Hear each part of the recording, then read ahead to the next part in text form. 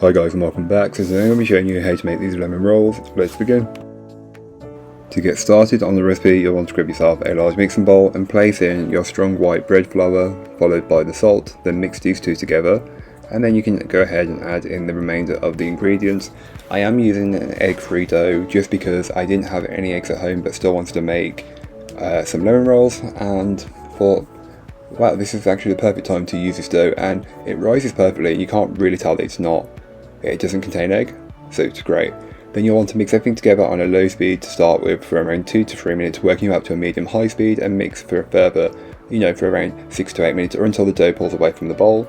Then you can go ahead and lightly oil a separate bowl, and I like to lightly oil, but you don't have to do this if you don't want to.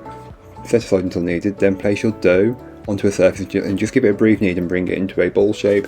Then go ahead and place it into the lightly oiled bowl, cover with cling film and leave somewhere to prove for around an hour until the dough has doubled in size. So here is what mine looked like after around 55 minutes or an hour, I can't quite remember, I didn't set a timer. You'll then want to knock it back. This is just the process of removing the gases that have built up in the dough during the first proof. So just go ahead and knock all of them back and then place onto your surface. And again, just bring it into a ball shape, it'll make it easier to roll. It may be a little resistant to be rolled out, but once you start, you're good to go. Just roll it out until you have a rectangle, and I will leave the diameters that you need in the blog post, which will be linked down below, so don't forget to check it out if you're interested.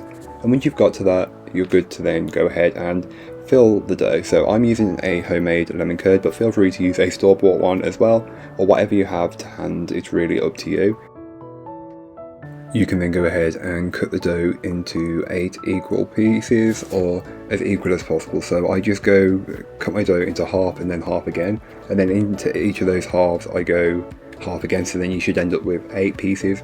Roll them up and then place them into a pretty deep sided or a standard sized 9x13 inch pan, which has been lined with some parchment paper so these won't stick. Even though I'm using a non-stick pan, I don't really trust it, so I always line it, and it makes it easier to move it and transport it later on.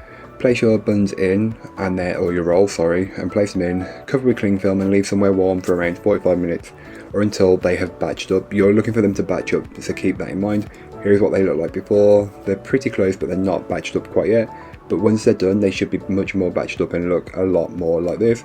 Once you've got this, you can then go ahead and place them into your preheated oven, and that's if you wanted to leave them like that. But before, I put on some pearl sugar and just sprinkle it on, bake it off, then leave, and then you can bake it off, leave them to cool, and then you're good to go.